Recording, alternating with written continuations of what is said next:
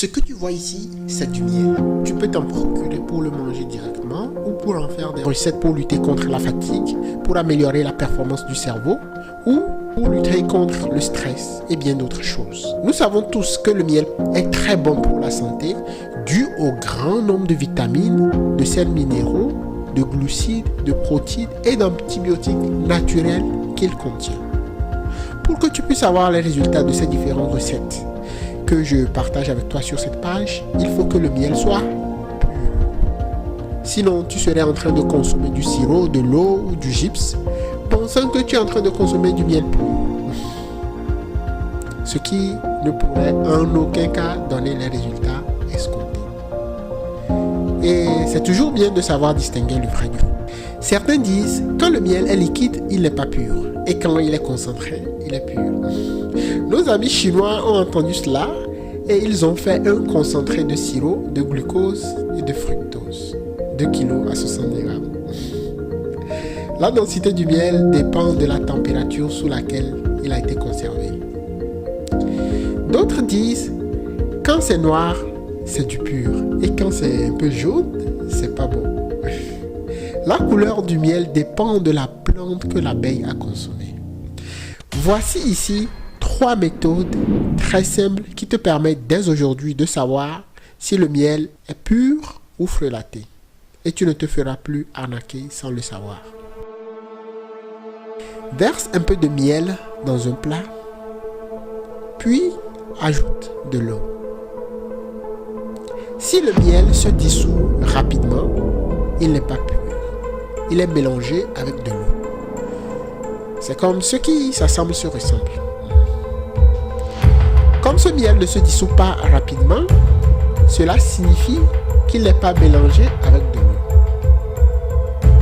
Et même si je remue le plat, le miel pur ne se dissout pas rapidement, mais dessine plutôt des figures semblables aux ruches d'abeilles. Le miel pur fond très difficilement. Verse un peu de miel dans un verre, puis mets-le dans un réfrigérateur. Laisse-le pendant 3 heures environ. Maintenant, on va sortir le miel du réfrigérateur et voyons voir si le miel est cristallisé ou pas. Je tourne le verre, mais le miel ne coule pas. Voici, le miel est cristallisé. C'est bon. Si le miel ne se cristallise pas, cela signifie qu'il n'est pas pur. En effet, beaucoup de miel qu'on trouve dans les supermarchés sont mélangés avec des sirops de fructose ou de glucose pour augmenter la quantité du miel. Et ces sirops empêchent la cristallisation du miel. Par contre, si le miel commence à se cristalliser, cela signifie que c'est du miel pur, car le miel pur se cristallise tôt ou tard.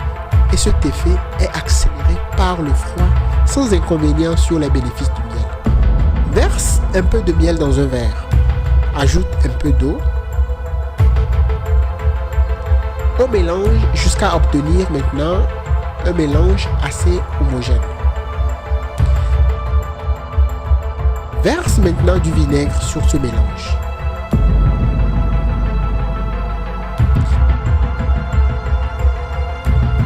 Si le liquide devient mousseux, ce n'est pas du miel pur. Le miel est mélangé avec une substance appelée gypse. Mais comme le liquide n'est pas mousseux, cela signifie que le miel n'est pas mélangé avec du gypse.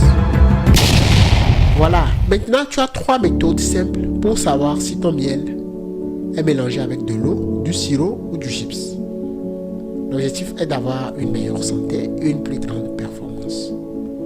Si tu as déjà du miel, vas-y, va le tester. Et si ce n'est pas bon, tu peux t'en procurer ici pour une meilleure santé et une plus grande performance.